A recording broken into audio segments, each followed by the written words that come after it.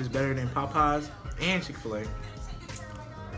Hey y'all, welcome back to All Things with Tip. Today I will be making my fried chicken sandwich. I think it's better than Popeyes and Chick-fil-A.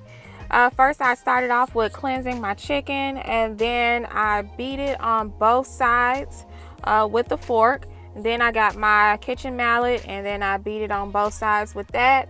Also wanted to kind of flatten it out. This will help it be a little bit more tender and help that flavor stay inside of it. And thank you guys so much for coming back to my channel. If you haven't subscribed, make sure you go ahead and subscribe, and make sure you ring that bell below. And this is after, well, the picture you just saw was just after I had gotten finished beating it. So what I'm doing now is putting my seasonings into the pan. I didn't do any type of measurements, just kind of seasoned it.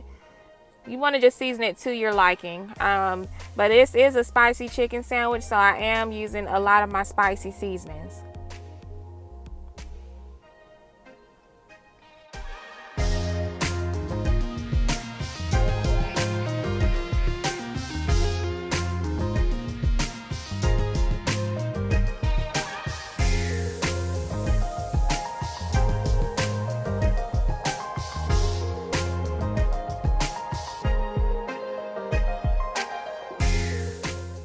All right, now, so this is the key.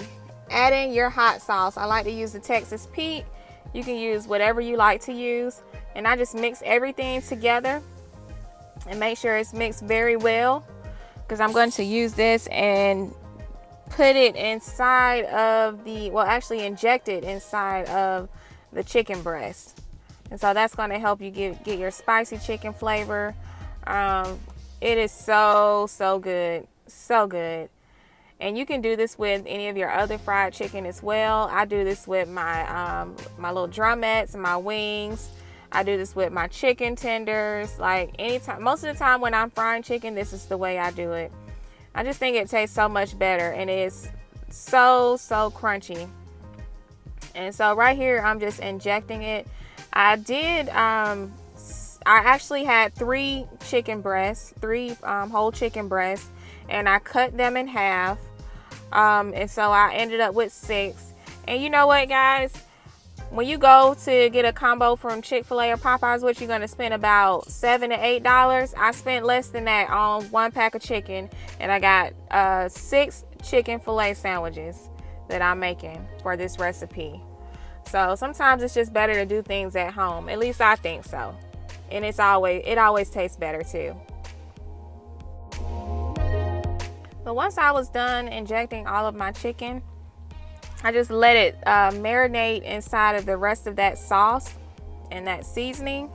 I probably did that for probably about 30 minutes. I actually forgot my flours. I had to run and go get flour, so that kind of worked out. And so you'll see me here adding my flour, adding some more seasonings. I didn't add every single seasoning, but most of those seasonings I did add. And this is you're mixing your seasonings with your flour in order to coat the chicken.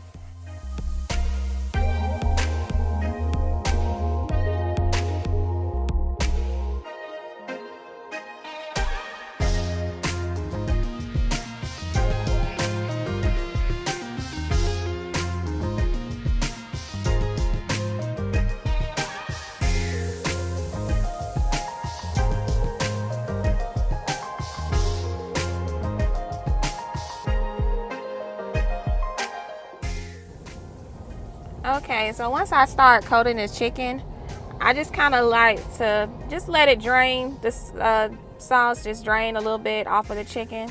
But I like to keep a lot of it on too, because this helps make it really crunchy. And then I coat it really well. And I did this with all 6 pieces and just let them sit before I got ready to fry them.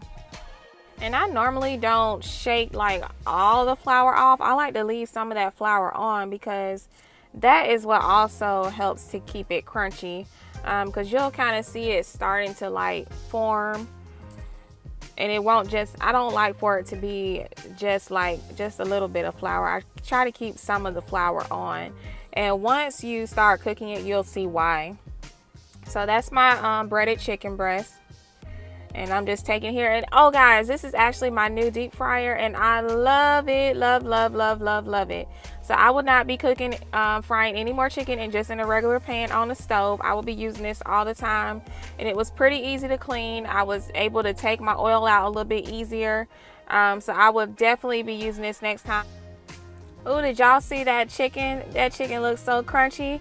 Since this was my first time, I didn't really know how long to keep it in there. It was kind of hard. I think I needed just a little bit more oil to just see it floating.